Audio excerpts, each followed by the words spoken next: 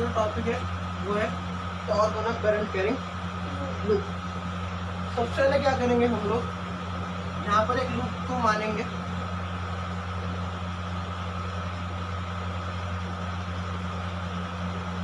जिसमें से current pass हो रहा है। तो सपोज करो ये सर्किट नीचे कंप्लीट है, ठीक है। यहाँ पे करंट जाएगा तो आई करंट जा रहा है,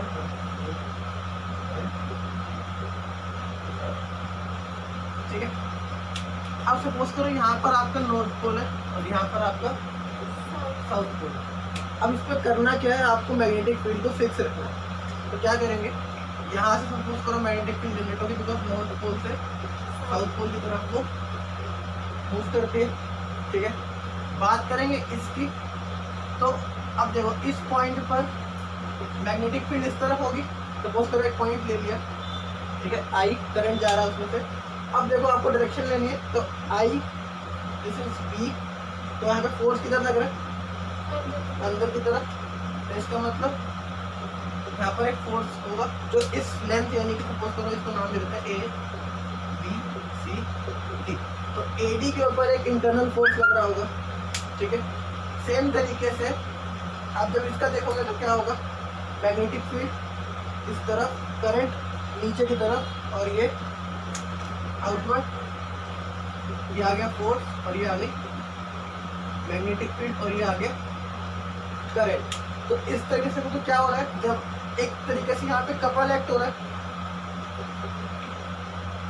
सपोज करो ये आपका एक ऑब्जेक्ट है जिसका सेंटर फिक्स है, तो अगर आप यहाँ से फोर्स को अप्लाई करते हो तो सेम तरीके से फोर्स यहाँ से भी लगेगा, ठीक है। तो क्या होगा, ये बॉडी रोटेट होगी। तो जो बॉडी रोटेशन हो रहा है, तो यहाँ पर आपको एक टॉर्क क्वांटिटी देखने को मिलेगी, जिसकी वैल्यू हमको इस टॉपिक में निकालनी है, ठीक है। तो इसको वैल्यू निकालते हैं, फिगर ड्रॉ हो गया, ठीक है।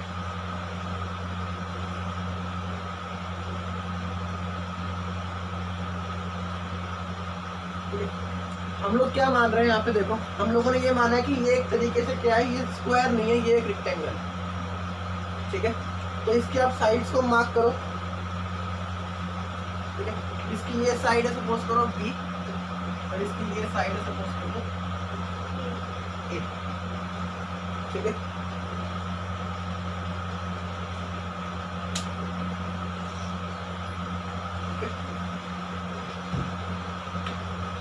हो गया,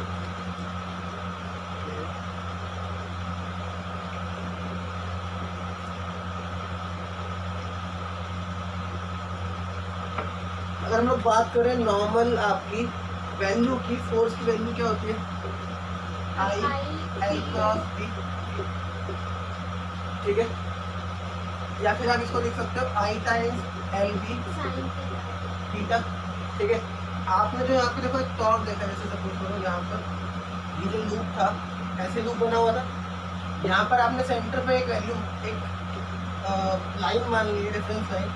अब जो आपका बी है वो इस तरफ है, तो जो आपका आई है वो इस तरफ है इस केस में। तो यहाँ पर एक फोर्स एक्ट होगा एफ, जिस एंगल के ऊपर ये एक्ट हो रहा है वो है थीटा, ठीक है। तो यहाँ पर जो एंगल है वो क्या है, जिस एंगल के ऊपर आपका फोर्स एक्ट हो, ठीक है। अगर आप ध्यान से देखो तो जो आपकी बेसिकली एंगल है, यहाँ पे नॉर्मल एंगल देखो, आपका आई इधर है और आपका बी जो है वो इधर है। तो क्या हो गया, एंगल कितना हो गया, तो इसका मतलब वैल्यू क्या हो गई, I L B sine 90 degree जो कि होती है 1, इसका मतलब आई एल बी, ठीक है। ये हो गया आपका फोर्स। अब ध्यान से देखो यहाँ पे कौन सी लेंथ की बात हो रही है, करंट किस में फ्लो कर रहा है, किस लेंथ में फ्लो कर रहा है, ध्यान से देखो फिगर में। यहाँ पे दो साइड्स है, एक ए और एक बी है, तो करंट जो है वो आपका बी में फ्लो कर रहा है, दोनों साइड में बी में फ्लो कर रहा है। इसका मतलब कितना हो गया, आई बी, ये वैल्यू हो गई फोर्स की, ठीक है।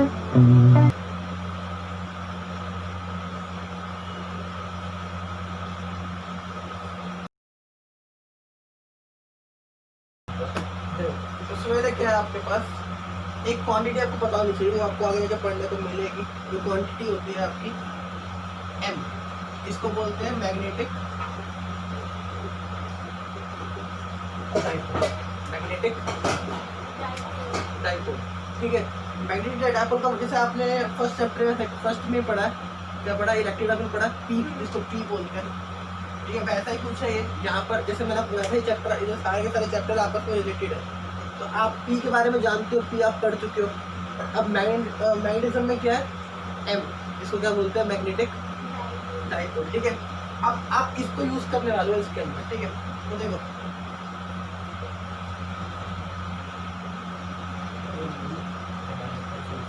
ठीक है, बहुत दिक्कत है।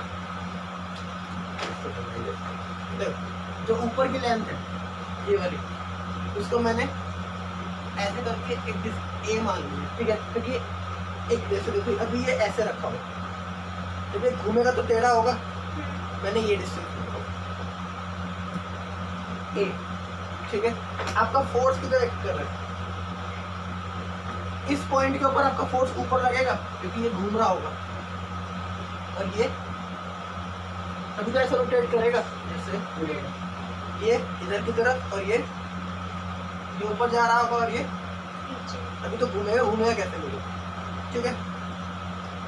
अब इसका मतलब इस पॉइंट के ऊपर आपका फोर्स ऐसे एक्ट कर रहा होगा जैसे ऊपर एक्ट कर, मतलब ये आपस में पैरेलल है। इस पॉइंट पे फोर्स यहाँ लग रहा है, इस पॉइंट से मैंने 2 पॉइंट ले लिए क्योंकि मेरा जो लूप है वो ऐसे बना हुआ है, मतलब नीचे यहाँ पे बंद होगा। इस पॉइंट के ऊपर ही बात करूँ या इस पॉइंट की बात करूँ, मैं बात कर रहा हूँ तब से लेके अब तक इस पॉइंट के ऊपर फोर्स लग रहा होगा इस तरफ, जिस लाइन के ऊपर फोर्स लग रहा है वहां से परपेंडिकुलर डिस्टेंस क्या है, यही तो है परपेंडिकुलर डिस्टेंस,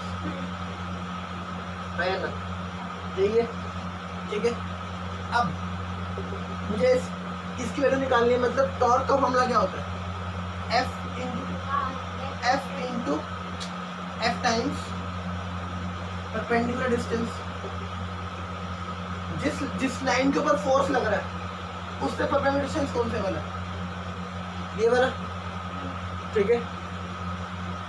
ये एंगल आपका है थीटा, अगर ये थीटा है तो आप ये निकाल सकते हैं, ये आपको ए पता है, ए ट्रिग्नोमेट्री, ये आपका ए है, ठीक है। चलो आप बताओ साइन थीटा क्या होता है, साइन थीटा क्या होता है, तो ये आपका पी है, क्योंकि देखो इस लाइन के ऊपर 90 डिग्री भी है और थीटा भी है, तो ये आपका बेस हो गया, तो ये आपका जो बच गया वो क्या हो गया, परपेंडिकुलर। इसका मतलब इसको सपोज तो मैंने इसको डी बोल दिया, डी अपॉन में ए, तो डी क्या हो गया, ए साइन थीटा, तो एफ इंटू डी साइन, या एफ इंटू ए साइन थीटा, ये हो गया टॉर्क, ठीक है। अब आप बताओ मुझे, मैंने पहले फोर्स क्या निकाला था, आई एल बी, मतलब I B, small B capital B, I small B capital B, A sine theta, ये निकाला टॉर्क। मुझे एक बार बताओ, आई बी ए को मैं यहाँ पर देखो, मैं इसको इतने पार्ट को ए लिख सकता हूँ, लेंथ इंटू ब्रेथ, रेक्टेंगल है, length into breadth is area, B into A को मैंने लिख दिया ए कैपिटल ए, बी है साइन थीटा, ठीक है। बात करें मैग्नेटिक डाइपोल की, उसका फॉर्मूला होता है m equals to I times A, ये फॉर्मूला है किसका, मैग्नेटिक, जैसे आपने हमें पढ़ा है 2 टाइम्स 2a, वैसे ही आई टाइम्स ए फॉर्मूला होता है किसका, मैग्नेटिक डाइपोल का, ठीक है। तो इसको मैं क्या लिख सकता हूँ, M B sine theta, M B sine theta, तो ये क्या बच गया, एम क्रॉस बी लिख सकता हूँ मैं इसको, ये आपका फॉर्मूला आ गया एम क्रॉस,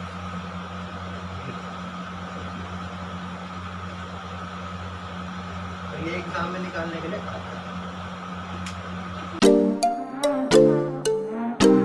तो पहले क्या, देखो आपको एक कंडीशन मान लो टॉर्क हमारा 0 हो जाता है, ठीक है।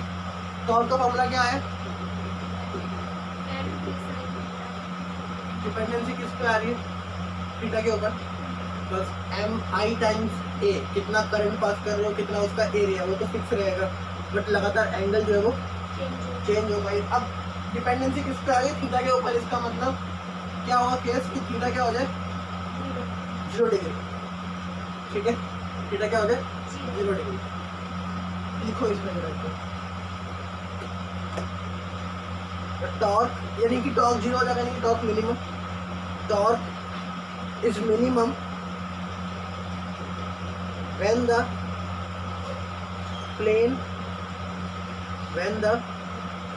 plane of the loop is perpendicular, when the plane of the loop is perpendicular to the magnetic field। जब इसको समझ लेते हैं एक बार जरा ध्यान से देखो, जो अभी हम लोगों ने केस देखा पीछे, यानी जो हम लोग पढ़ रहे हैं नॉर्मल केस, उसमें हम लोगों ने देखा तो करंट आपका ऐसे फ्लो कर रहा है, यानी करंट फ्लो कर रहा है, और आपका बी जो है वो ऐसे है, हाँ। मैग्नेटिक फील्ड का जो लूप या मैग्नेटिक फील्ड का जो प्लेन है वो भी यही है, जैसे सपोज करो ये बोर्ड है, तो इस बोर्ड से इधर आ रहा है तो वहाँ जा रहा है, मैग्नेटिक फील्ड ऐसे काम कर रही है। साथ के जो आपका जो लूप है, सपोज करो तरीके से लूप है, तो लूप भी इसी प्लेन में रखा हुआ है, तो उस केस में क्या हो रहा है कि बी और जो आई है वो आपस में कैसे हो रहे हैं, परपेंडिकुलर। बट इस केस में हमने देखा है कि फॉर्मूला आता है मैक्सिमम, अभी हम देखेंगे आगे सेकंड केस में कि क्या होता है मैक्सिमम, बट उस लाइन को ध्यान से पढ़ो, प्लेन ऑफ द लूप को मैंने ऐसे ना रख करके मैंने लूप को ऐसे रख दिया, मतलब ये बोर्ड को मैंने ऐसे रख दिया और तब उसमें से मैग्नेटिक फील्ड जा रही, तो उस केस में जो आपका साइन थीटा है, यानी कि जो थीटा है वो आपको कितना हो जाएगा 0। अभी के लिए क्या है, देखो अभी ये प्लेन का जो लूप, ये जो लूप का जो प्लेन है वो भी और मैग्नेटिक फील्ड भी एक ही प्लेन में, पैरेलल प्लेन में। देखो अभी इस केस में क्या है, नॉर्मल केस में क्या है, ये पैरेलल प्लेन से आपस में देखो पैरेलल प्लेन से, बिकॉज मैग्नेटिक फील्ड भी ऐसे पास कर रही है और जो लूप है वो भी ऐसे ही रखा हुआ है।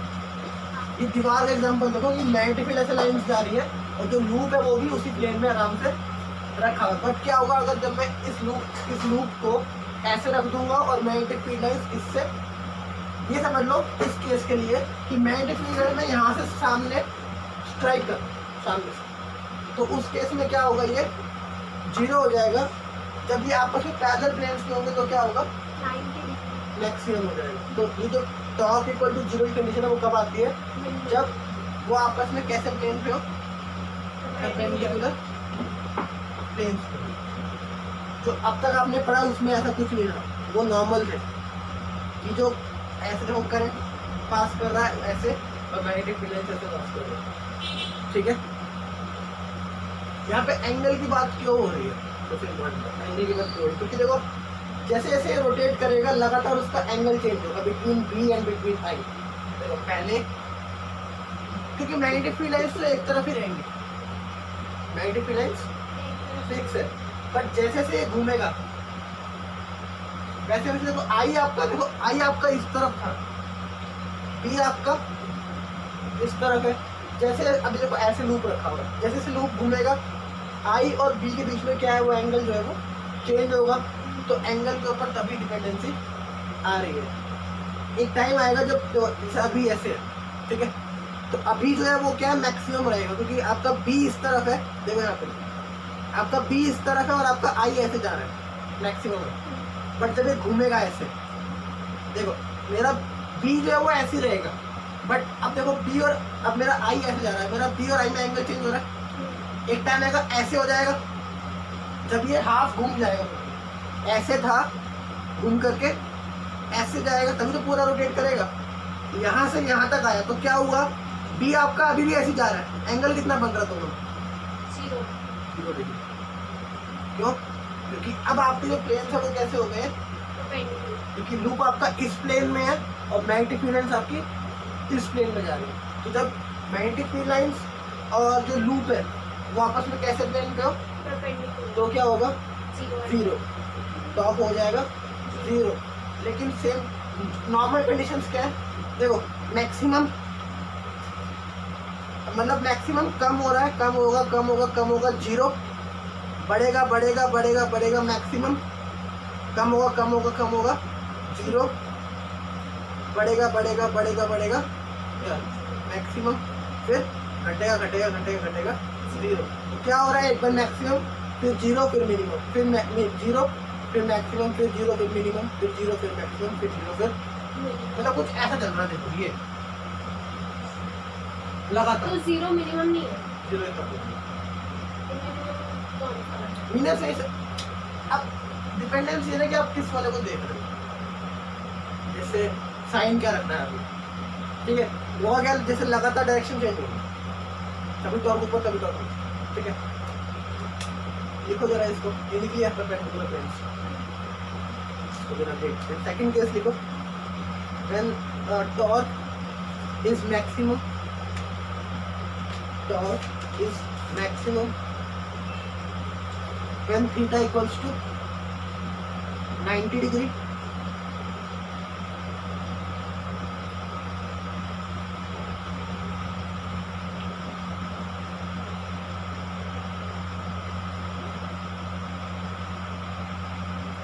theta is 90 degree and its value is IBA, ठीक है। देखो ये तो बात हो गई एक लूप। सपोज करो एक से ज्यादा लूप हो तो n लूप से तो क्या करोगे? कैपिटल N लूप, इसको मल्टीप्लाई कर दोगे n से। तो टॉर्क मिनिमम हो गया 0, टॉर्क मैक्सिमम हो गया NIBA, ये हो गया मैक्सिमम, ये हो गया I, ठीक है। टॉर्क हो गया मिनिमम मैक्सिमम और ये हो गया फॉर n, ठीक है।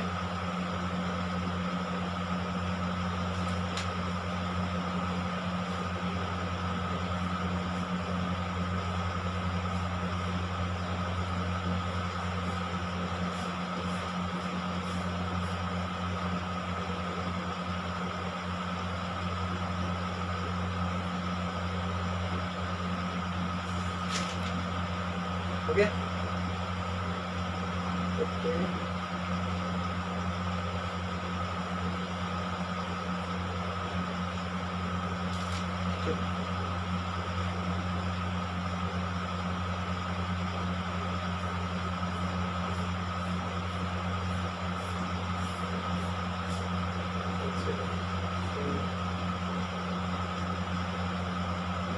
देखो बात ध्यान से देखना, जैसे ये लूप था, ठीक है, इसमें से करंट आई इधर जा रहा है, करंट आई इधर जा रहा है, ठीक है। इन दोनों का जो रिजल्टेंट आता है, सपोज करो जो हम लोग एम इक्वल्स टू आई ए लिखते हैं, वो क्या होता है इन दोनों के, जैसे ये प्लेन है तो इस प्लेन के परपेंडिकुलर है। तो ये एरिया है ये वाला, इस एरिया के, जैसे ये एरिया होगा तो इस एरिया के आई करंट इधर और आई करंट इधर जा रहा है, तो इस प्लेन के परपेंडिकुलर, एरिया के परपेंडिकुलर। हाँ एम इज अ वेक्टर ना, ठीक है। देखो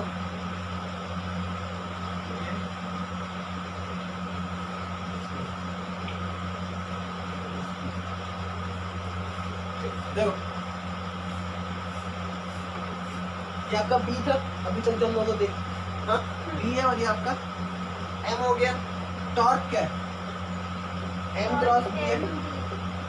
टॉर्क की डायरेक्शन कहाँ आएगी? In the direction of M cross B. तो एम किधर है? परपेंडिकुलर, और बी किधर है ऐसे, मतलब दो वेक्टर्स है, एक वेक्टर ऐसे है, बी जा रहा है, ये देखो ये बी है और ये आपका एम है, तो एम क्रॉस टॉर्क, क्योंकि आपको याद है जैसे सपोज करो एक स्क्वायर जैसे एक सर्कल है तो टॉर्क हमेशा इसके रोटेशन ऑफ एक्सिस से निकलता है, एक्सिस के ऊपर टॉर्क होता है ना, टॉर्क की डायरेक्शन तो देखो, तो एम क्रॉस, तभी तो जिस एक्सिस पर रोटेट करा उसी के परपेंडिकुलर आएगा ना, जैसे ये आपका लूप है तो इस लूप के नीचे आएगा क्योंकि वो इसके अबाउट रोटेट कर रहा है ना, इस एक्सिस के अबाउट। सर्कल होता तो हम लोग देखते हैं कि इस एक्सिस के अबाउट रोटेशन होती है तो हम लोग बोलते हैं टॉप डायरेक्शन इस परपेंडिकुलर एक्सिस पे आती है। अभी क्या है ऐसे है और इसके अबाउट रोटेशन हो रहा है, तो एक्सिस रोटेशन कौन से वाला है यही, तो इसी के अराउंड इसी के अबाउट क्या होगी टॉर्क की डायरेक्शन होगी या फिर इस लूप की रोटेशन। ठीक है, अब हम लोग चलने वाले हैं इसके न्यूमेरिकल्स के ऊपर।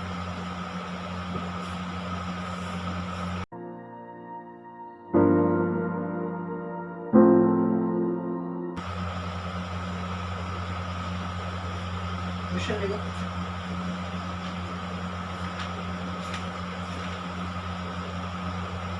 The maximum torque acting on a coil, coil का मतलब लूप ही होता है, ठीक है, सर्कुलर शेप का या फिर एक closed coil of effective area 0.04 metre square, 0.04 metre square is 4 into 10⁻⁻8 newton metre, torque है ना, टॉर्क की यूनिट है न्यूटन मीटर। ठीक है, when the current in it is 100 microampere, find the magnetic induction in which it kept, find the magnetic induction in which it kept। ठीक है, suppose करो आपको ये एक लूप दिया होगा क्लोज लूप, मतलब वो मैंने नॉर्मल बना दी फिगर, ठीक है, ये तो आप इसको सर्किट बना सकते हो, कुछ बना सकते हो। बोला जा रहा है कि इसका इफेक्टिव एरिया है वो है 0.04 मीटर स्क्वायर, क्वेश्चन में गिवन है, और इस लूप के ऊपर इस कॉइल के ऊपर जो टॉर्क लग रहा है, टॉर्क कितना दिया होगा,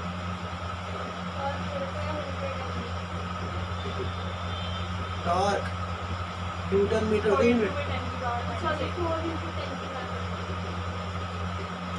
ठीक है। क्वेश्चन की स्टार्टिंग में एक वर्ड लिखा, पढ़ना उसको जरा ध्यान से। मैक्सिमम के लिए एंगल क्या होता है 90 डिग्री, टॉर्क की वैल्यू होती है यानी कि I/A/B sin थीटा, ये तो होती है, तो मैक्सिमम वैल्यू के लिए sin थीटा इज 1, ठीक है, टॉर्क हो जाएगा I/A/B। जब मैंने यहाँ पे ऑटोमेटिकली कंडीशन लगा दी कि sin थीटा 1, तो इसको मैं टॉर्क मैक्स लिख सकता हूँ। I कितना है, तो मतलब हो गया 10⁻⁻8 एम्पियर, बिकॉज 100 माइक्रो एम्पियर होता है। ठीक है, सही है, सही किया, -6 सही किया अभी।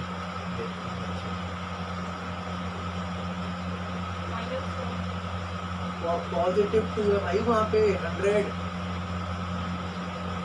100 into 10⁻⁻6, हाँ तो -4 होगा, -8 नहीं होगा। आई हो गया, टॉप पता है, ए पता है, चेक करो निकालना क्या, जिसमें इस सिस्टम को रखा गया है, तो बी निकाल सकते हो, बी की वैल्यू क्या हो जाएगी, टॉर्क अपॉन में आई है, टॉर्क कितना है 4 into 10⁻⁻8 अपॉन में 10⁻⁻4 into 0.04, ये हो गया -4, ये 2 0 ऊपर, -2 10⁻⁻2 टेस्ला, यार को निकालना क्या है, ठीक है।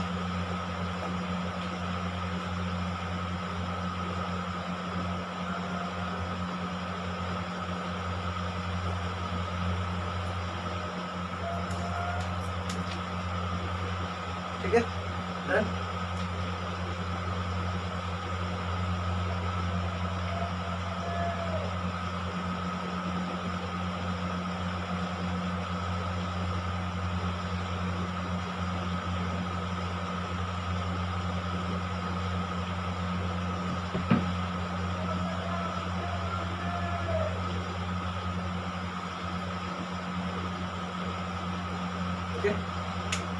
नेक्स्ट क्वेश्चन करते हैं। अब एक इम्पोर्टेंट बात रखना,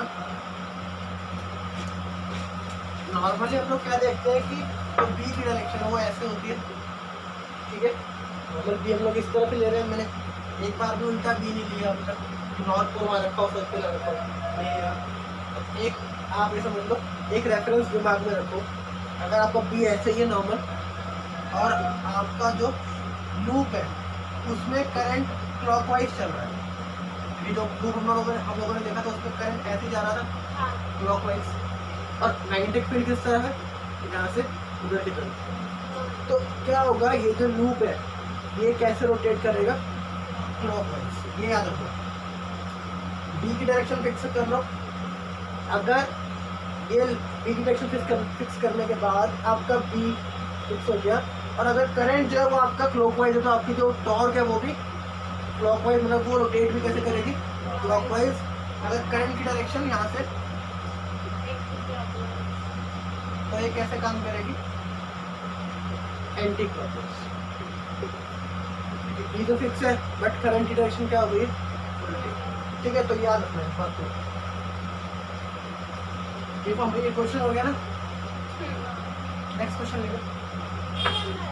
इसके क्वेश्चन कैसे आते हैं, बहुत basic question. Calculate the torque, calculate the torque on 100 turns rectangular coil, 100 turns rectangular coil of length 40 centimeter, length 40 centimeter and breadth 20 centimeter, breadth 20 centimeter, carrying length 40 centimeter and breadth 20 centimeter, carrying a current of 10 ampere,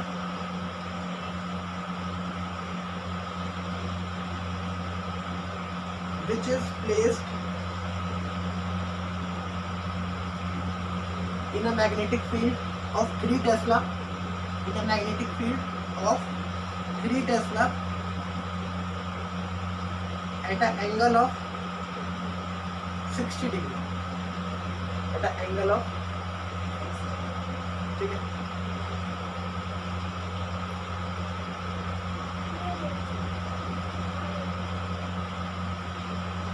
calculate करना है,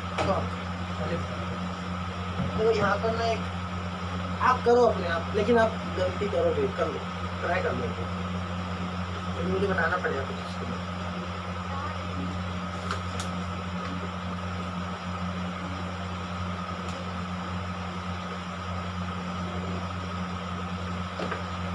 देख लो, देखो इसको ना, कि गलती करोगे मुझे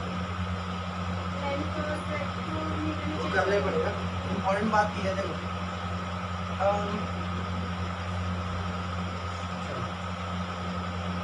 ये आपका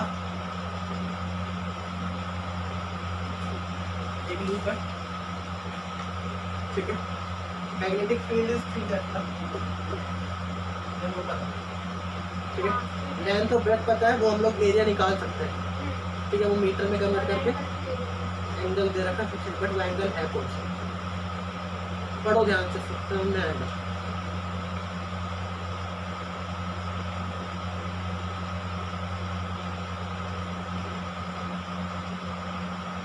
डिग्री के एंगल पे जो मैग्नेटिक फील्ड जा रही है, मतलब मैग्नेटिक फील्ड और करंट के बीच, फोर्स के बीच का एंगल, मैग्नेटिक फील्ड और फोर्स के बीच का, या फिर मैग्नेटिक फील्ड और वो कौन से When पी और rectangular एम के बीच का when rectangular loop is placed in a magnetic field at an angle of 60 degree, इसका मतलब लूप का और जो मैग्नेटिक फील्ड है उसका एंगल कितना 60 डिग्री। अच्छा लूप और तो ये डायरेक्शन ये नहीं होती है, अब फंस हो गया आप लोग। ठीक है, देखो बता रहा हूँ, बता रहा हूँ। आप मान लो जो मैग्नेटिक फील्ड है वो इस तरफ है। अभी क्या देख रहे थे आप, जो आपका लूप है वो दोनों के दोनों एक साथ रखे हुए, एक ही प्लेन में रखे हुए थे। तो आई आपका इधर जा रहा था, तो तब आपने कहा था कि आई और बी के बीच में कितना एंगल बन रहा है 90 डिग्री। लूप के बीच में लूप को आपने बी से कितने डिग्री पे रखा है, अब लूप आप इस बी से 60 पे कब रख सकते हैं, कैसे रख सकते हैं? जब हम इसको ऐसे सीधा देखो एक काम करो, हम लोग एक काम करते हैं, बी इस तरफ लेते हैं ऊपर की तरफ, तो लूप होगा वो ऐसे प्लेस्ड होगा, बिकॉज ये एंगल, क्योंकि अब देखो आई आपका क्या है, यहाँ फ्लो कर रहा होगा, ये अगर ये लूप है तो आई ऐसे फ्लो कर रहा होगा। ये एंगल कितना बोला हुआ उसने 60 कि लूप के बीच में और मैग्नेटिक फील्ड के बीच में जिसमें उसको प्लेस किया गया, वो एंगल कितना बना रहा है 60। ठीक है, बट जो आपका फॉर्मूला है, जो आपका मेन जो आपका यूज है वो किस चीज में, वो आपका है, देखो वो आपका एम बी साइन थीटा होता है, ये फॉर्मूला है टॉप का। और मैंने बताया कि m जो होता है वो इस प्लेन के परपेंडिकुलर होता है। इसका मतलब कुछ यहाँ पे आएगा इस प्लेन के परपेंडिकुलर। ठीक है, तो इसका मतलब ये एंगल कितना हो गया 90 माइनस 60, क्योंकि ये कंप्लीट बनता है 90, तो ये कितना एंगल बच गया, आप एंगल कितना लोगे 30 डिग्री। यहाँ गलती है क्योंकि आपको समझ में नहीं आता फिर उन्होंने 30 क्यों लिया, 30 क्यों लिया है, कैसे लिया। ठीक है, तो याद रखो theta is the angle between normal and B. Theta is normal means M,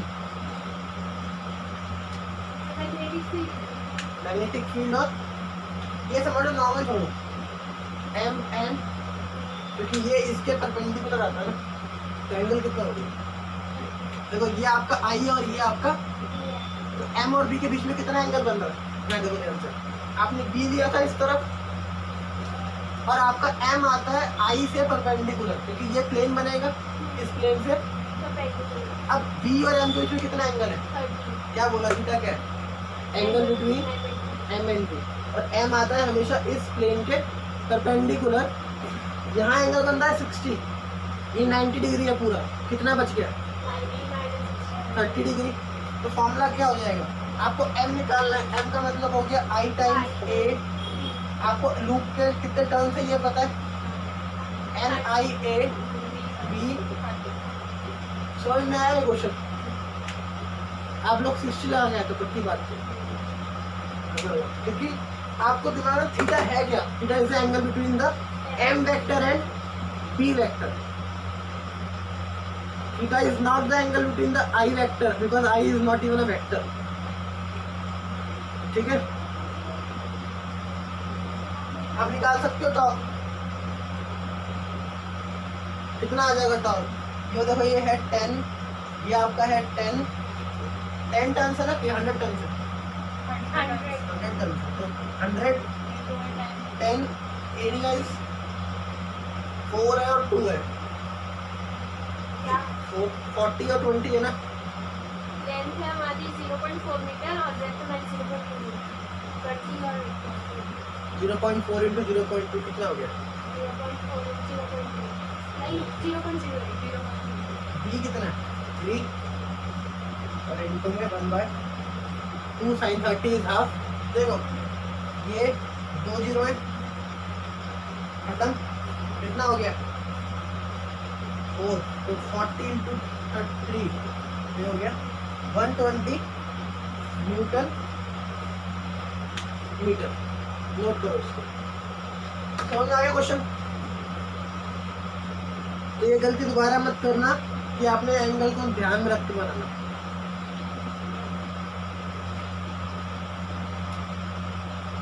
तो क्वेश्चन क्या है? क्वेश्चन लिखो। क्वेश्चन है a circular coil of 25 turns and radius 6 centimetre carrying a current of 10 ampere, ठीक है, is suspended vertically in a uniform magnetic field. Suspended vertically in a uniform magnetic field 1.2 Tesla. The field lines run horizontally in the plane of coil या plane of loop. Calculate the force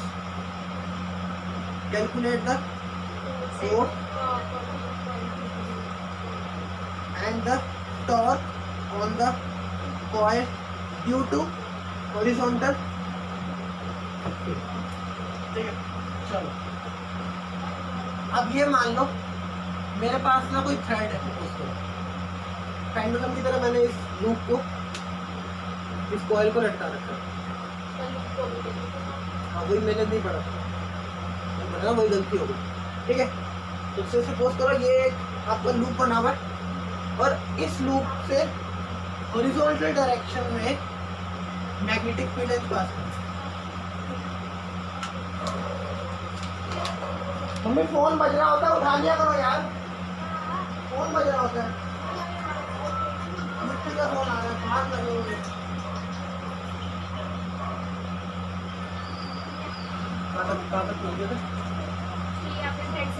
thread से लगा दिया मैंने इसको vertical direction में और magnetic field पास कर दिया। ठीक है, सपोज करो करंट ऐसे फ्लो कर, कैसे भी चलो, ठीक है, ओके। अब आपका डीएल की डायरेक्शन किधर आएगी? इधर से ऐसे, मतलब ध्यान से देखो, आपको ना डीएल को समझना पड़ेगा।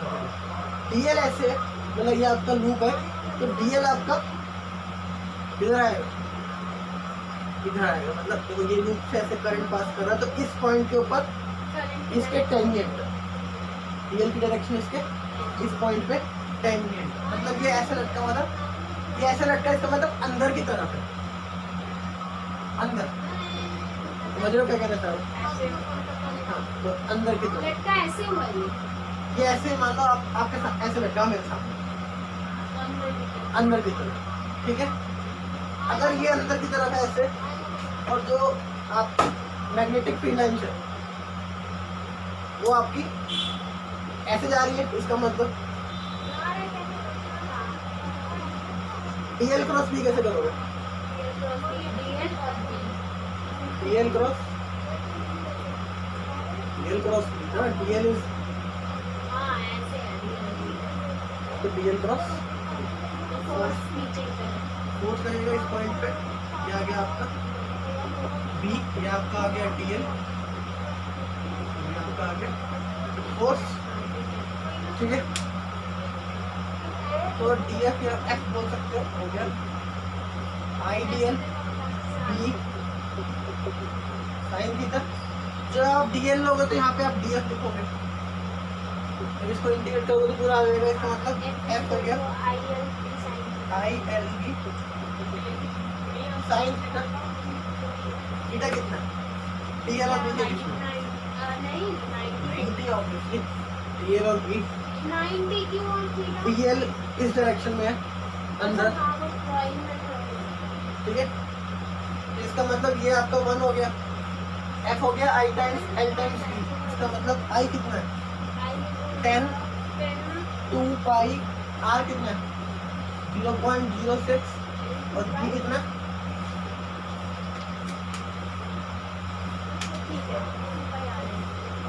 ठीक है, निकाल सकते हो, निकालो।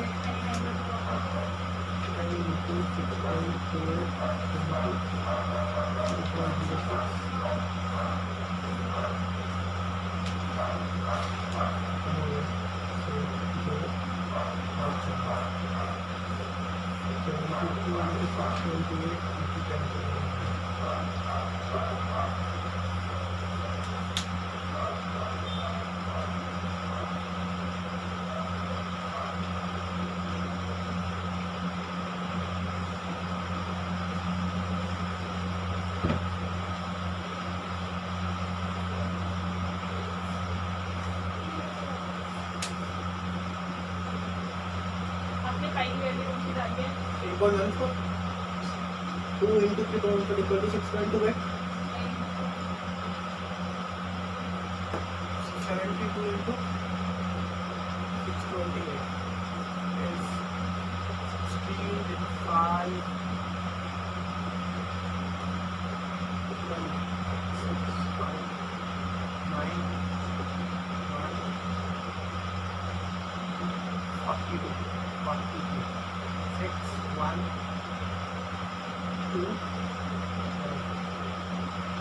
5 ये हो गया 4.52 इन 4.5 हो गया ना इंटू 10 का -4 था तो कितना हो गया ये है न्यूटन कितना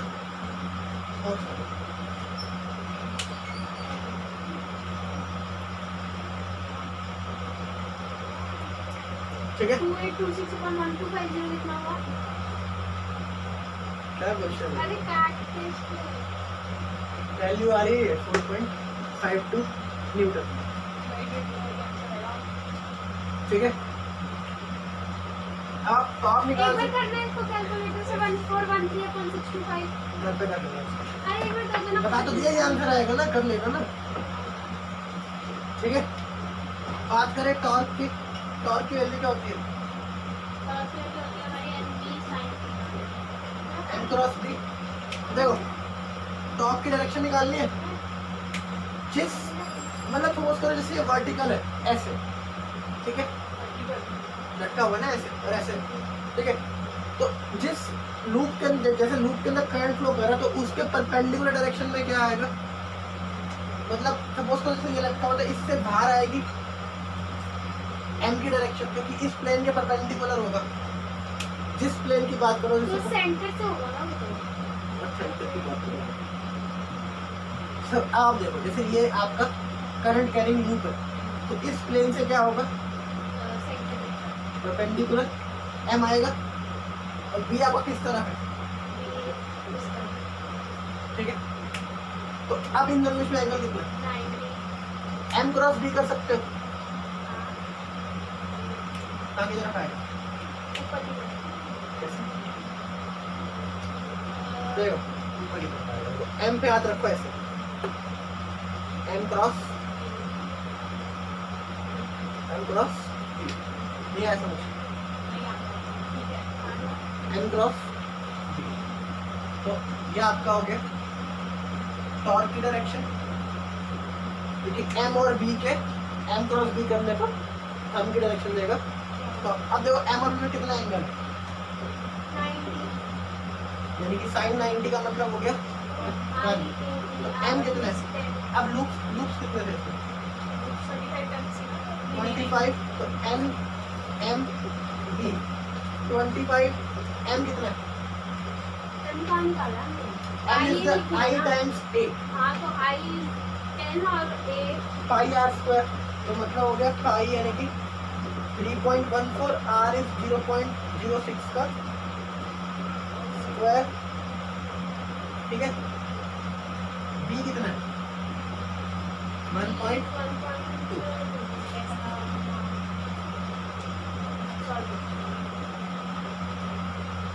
ठीक है तो लास्ट में देखते हैं क्या आंसर आएगा तो 250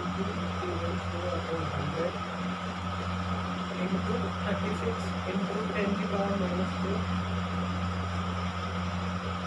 into 1.2 कितना हो गया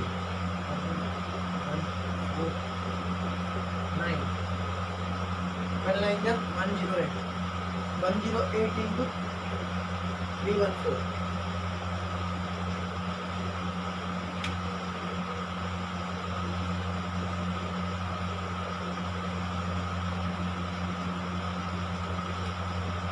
हो गया।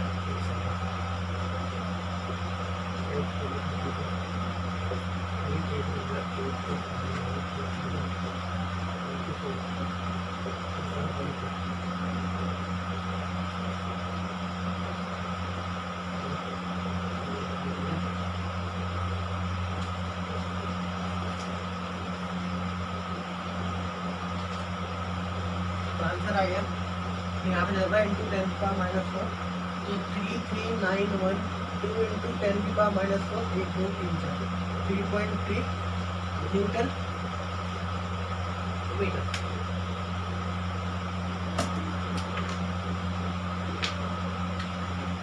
Answer is 3.4। ये बात है 3.39 आ रहा है, 3.4 आ रहा है, 3.39 लिख लो क्योंकि आंसर आ रहा है 3.4।